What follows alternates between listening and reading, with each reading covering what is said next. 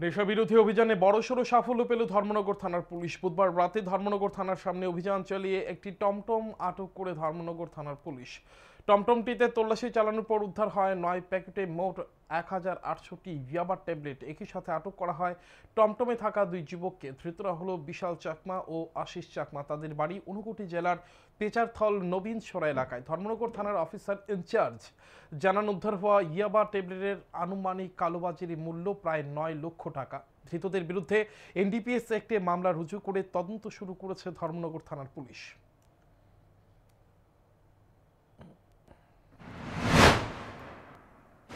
এই যে থানা রোডের পিএস কর্নারে আমরা যখন অটোটাকে আটকালাম এবং এটা তল্লাশি করে আমরা প্রায় 1800 ইয়াবা ট্যাবলেট, যার ওজন প্রায় 175 গ্রামের মতো আমরা তাদের কাছ থেকে রিকভার করতে সক্ষম হয়েছি।